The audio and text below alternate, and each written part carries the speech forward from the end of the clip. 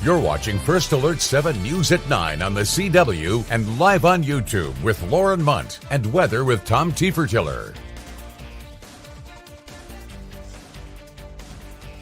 Good evening. Thanks for joining us for First Alert 7 News on the CW, and thanks to those of you joining us live on our YouTube. I'm Lauren Munt, and our top story tonight comes out of Odessa. You might have seen some statements on social media from Odessa Mayor Javier Hoven and former Odessa Development Corporation members. First Alert 7's Isabella Garriga breaks down this developing story. Isabella. Though closely intertwined, the Odessa Development Corporation Board and the Odessa City Council are separate entities. And that's for a reason.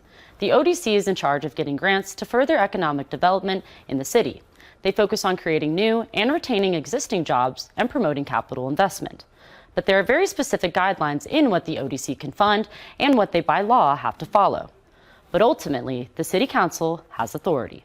In May, the city asked the ODC for help with failing water infrastructure. The ODC then consulted their lawyer, Jeff Moore, and he identified potential funding options, including $18 million from a previous failed project. As long as the board of directors of the Economic Development Department agrees that this grant that they're looking at is necessary and prudent for economic development in that area, then they can vote for it. But that seems to be the only piece that City Council hears.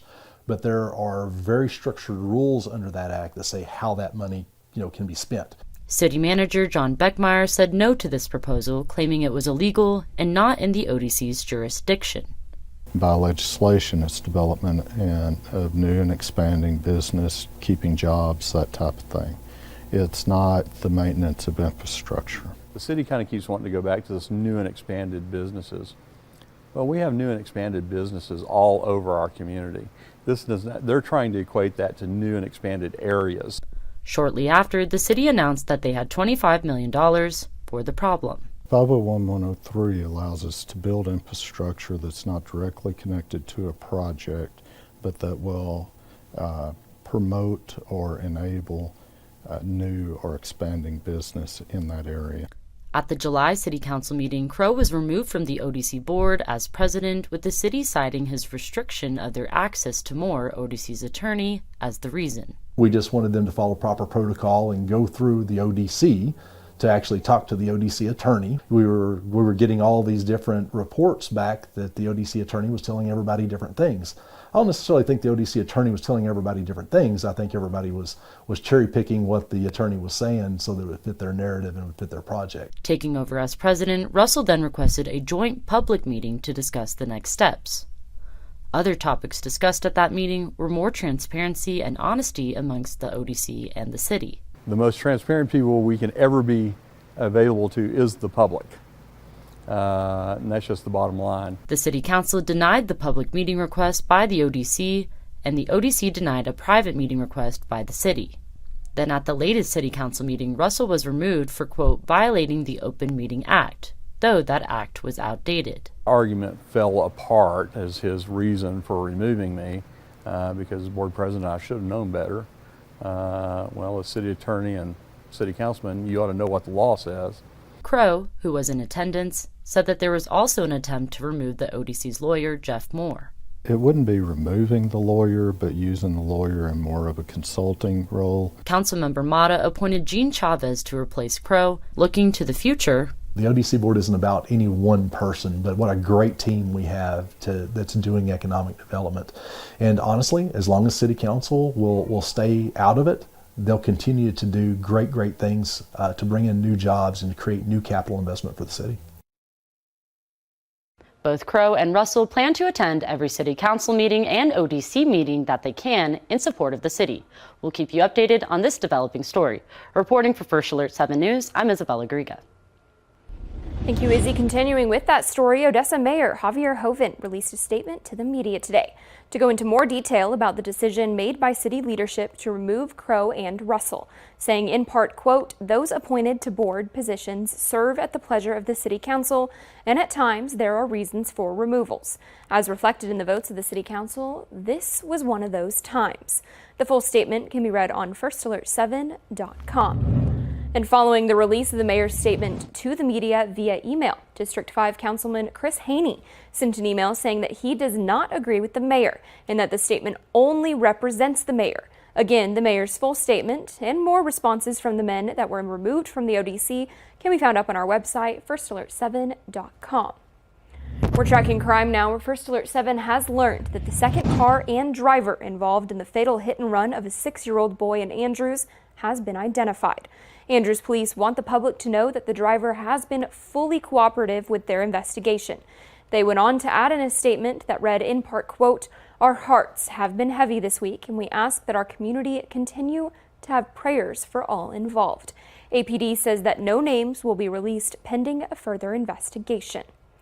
And Endeavor Energy Resources has announced the passing of its founder and chairman of the board, Autry Stevens. He was 86 years old. Endeavor's president and CEO says, quote, "We are deeply saddened by the passing of our beloved founder, Autry C. Stevens. Over many decades, his vision and discipline inspired so many and were the driving forces behind what makes Endeavor unique."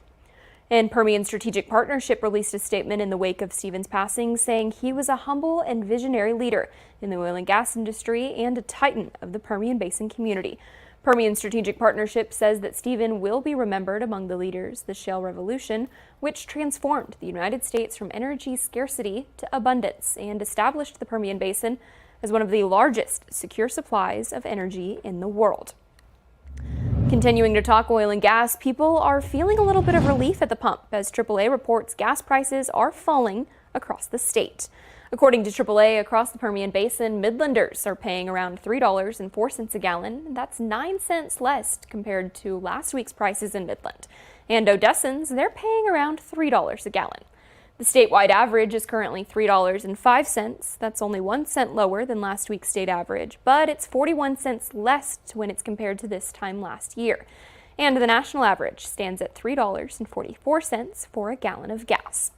We're going to take your pause now and talk your weather forecast with Chief Meteorologist Tom Teeferteller. Tom, it's the weekend, but it's going to be a hot one, isn't it? It's going to be a wickedly hot weekend as we're going to see triple-digit heat in our forecast, kind of like what we saw today.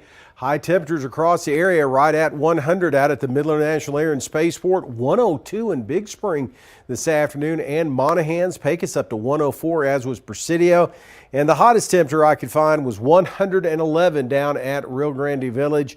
Current temperatures as we look at the Tall City skyline, pretty quiet evening, but it's still on the warm to hot side out there with temperatures into the mid 90s for many areas. A little cooler in Alpine, nice 87 at the present time, as humidity levels are coming back up a little bit, so we're going to continue to deal with that in our forecast. And your hourly temperatures overnight tonight only down into the mid 70s with a touch of humidity out there and light winds. And this weekend, well, no big change as we're going to see plenty of triple digits back in our forecast coming up area wide, and it's really not going to let up anytime soon, expecting this to continue all the way through next week.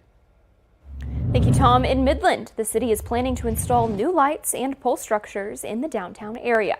It's all part of a plan to revitalize and beautify downtown Midland in an effort to bring more people into the city. The new lighting will go down Wall Street along the Busch Convention Center and Centennial Park. Wall Street's already a really cool street right in front of Centennial Park with a lot of small locally owned businesses lining the street there. And I think by adding those overhead lighting, it'll just increase that street's presence. The funding for this comes from the original tax reinvestment zone. The city also plans on using this funding to make more improvements like adding murals and landscapes. Having to do with landscaping, signage that really mark downtown so that you know you're in a really unique place in an important district for our community. Some of that signage could be things like archways. The lights should be installed later this year. In Odessa now, a new recycling partnership with the city of Odessa is officially underway. The city is taking its recyclables to the Diamondback facility in Ector County. It's a partnership between the city of Odessa, Keep Odessa Beautiful, and Diamondback. Diamondback is run by an Odessan family who says it's important to help the community and there are ways for people to get involved. A lot of the times, people bring their recyclables in trash bags. Definitely don't do that. Well, you think plastic's plastic. So they'd show up with power wheels or something, or these oil-filled pipes. Well, it's plastic. Well, no, it's not. Now, there's specific types, and there's chemicals that do get put into certain type of plastics for manufacturing, and it contaminates everything. You can drop off your recyclables at 816 West 42nd, Monday through Saturday. In some education news now, Emily Staton-Smith has announced that she's running for the District 4 seat on the Midland ISD School Board. She's a Midland native and she works as an attorney. In a statement, she said, quote, "I believe in fostering a stronger partnership between the district and the community. Our schools serve over 25,000 students, and the future of Midland is closely tied to the success of MISD." Sarah Burleson, a member of the Midland ISD Board of Trustees, has been accepted into the 2025 Leadership TASB. TASB stands for Texas Association of School Boards. It's a leadership program that brings together people from across the state to learn about new perspectives on public education. Sometimes we can get stuck in a rut of what we think is best and not knowing what else is going on around our great state. I also like to collaborate. I've always collaborated with people that I worked with, and I think it's huge to have this base of 34 people who are going to be together for a year studying and learning together. The program ends in June 2025. Coming up, a clay shoot and a golf tournament, both benefiting local nonprofits in our community. We share those stories coming up next.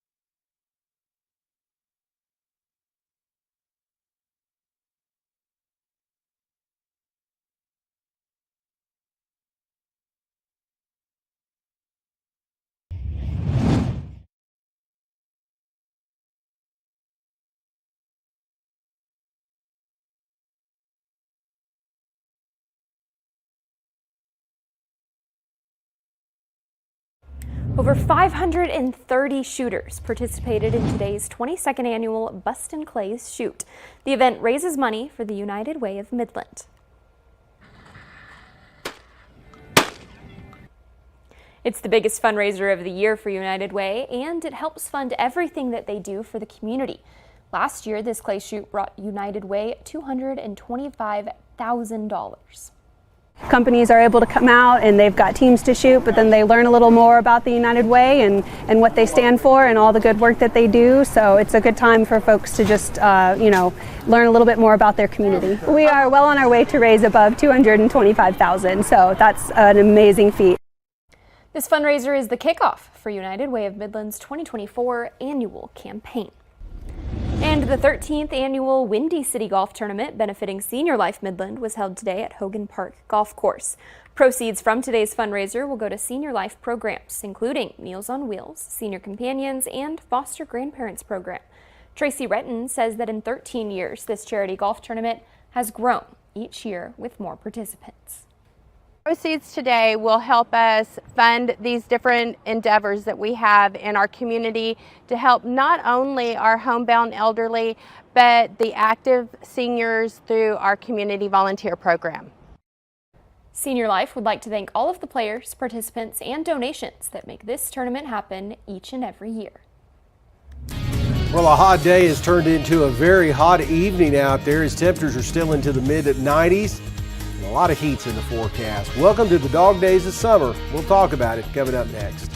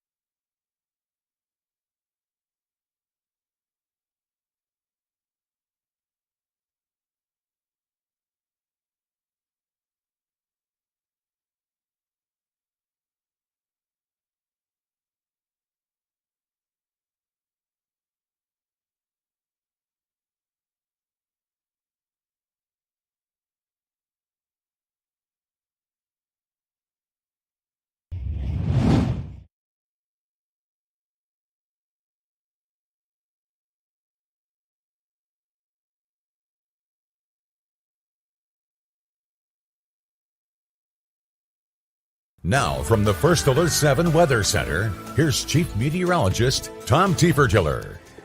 Well, let's take a look at those current temperatures. We are seeing those on the kind of hot side, really, for this time of night. 96 degrees out at Midland Air Park, 93 at the airport, and 94 in Odessa. So you can see temperatures are still back up to summer levels for many locations out there. We're still hanging on to triple digits. Rio Grande Village 100 after seeing 111 earlier today. Now the weather makers shows that ridge of high pressure has moved back to the west, and as that happens, well, we are seeing a big area of high pressure build across the state of Texas, really keeping things hot. Now we have seen some thunderstorms fire up along portions of the Texas Panhandle into the South Plains and across portions of southeast New Mexico. You can see some of that thunderstorm activity lining up from around Childress to Plainview back towards areas east central New Mexico and in towards areas north of El Paso, but nothing doing for the Permian Basin. We might see a cloud or two out of it. That should be about it, but no rain expected. As temperatures across the state were rather hot, we saw lots of triple digits out there. Houston at one time, 100 degrees is where they topped out at, with heat index values in excess of 110 degrees earlier today. It's hot in Dallas, 102 where they topped out with heat index values up to 112 earlier today, and we saw triple digits again back out at the Midland International Air and Spaceport. Your futurecast shows not a lot other than maybe a couple of clouds across the northeast Permian Basin from that thunderstorm activity north of Lubbock.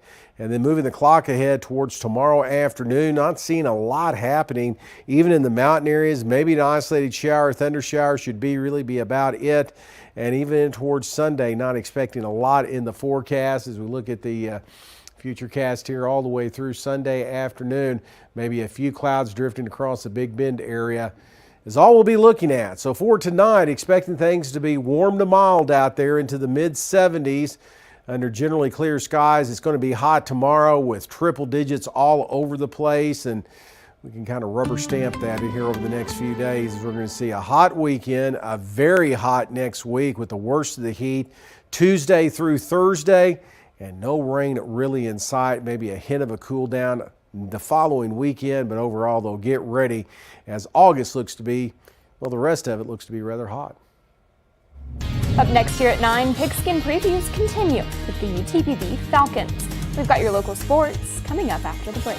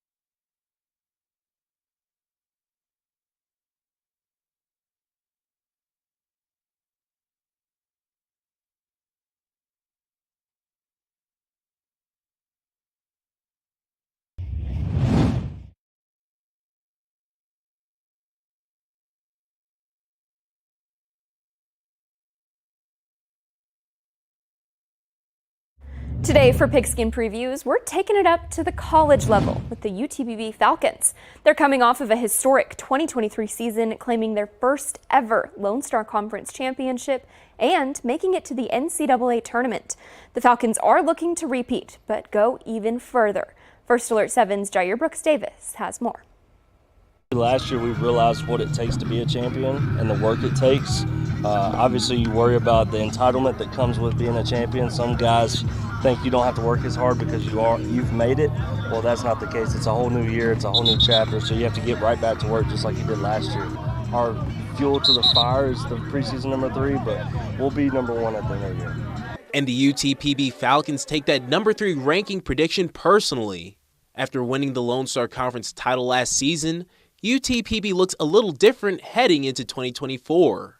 Lone Star Conference Offensive Player of the Year Kenny Hernser is now an assistant coach with the team, but a familiar face in Dylan Graham will return as quarterback. The year and a half to 2 years that I took off, it will all come to fruition here this season. And so that's what I'm just so excited for. It's more just kind of like a pent-up anxiety because, when you don't play for a whole year, it's like, man, I can't wait to get on the field. So that's what I'm really most looking forward to. And then just being with these guys, this group is special, especially from last year. I got to see, what it takes to win a championship. And so I'm trying to implement that into this team this year. This is one of the most talented quarterbacks I've ever had.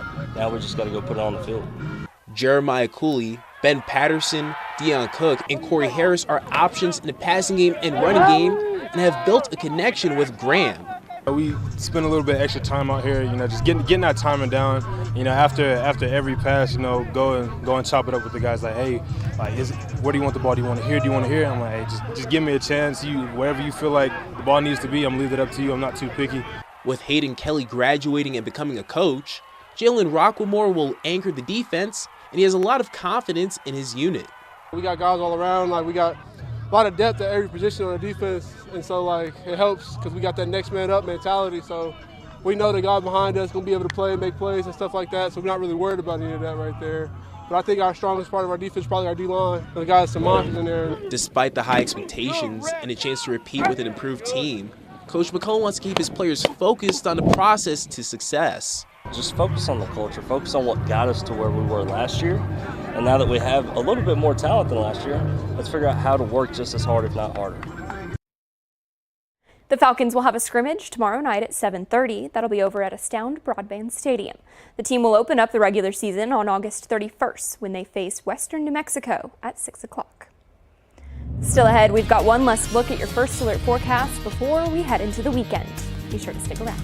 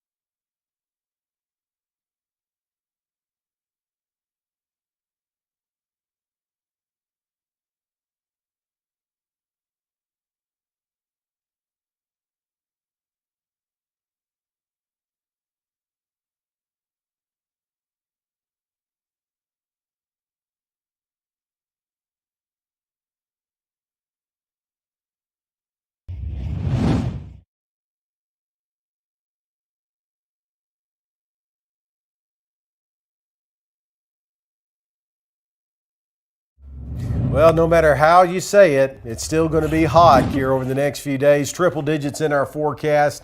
Saturday, Sunday, into all of next week. Really not seeing any relief until maybe the following weekend. And no rain in our forecast either. The worst of the heat looks to be Tuesday through Thursday of next week.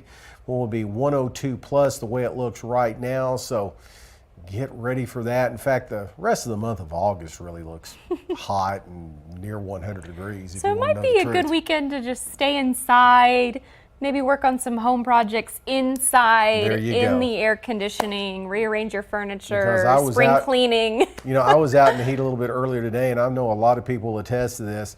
It will wilt you. Okay? Oh, it's hot walking from my car to the door. I feel for people that have to work in this heat, okay? Drink lots of water, stay hydrated, stay advice. Cool. Get some fans. They make those fans that spray water at you. There you go. Those would be great. They make those ice packs, anything to stay cool. Thanks for joining us for First Alert News at 9 on the CW. We've got more news coming up tonight at 10.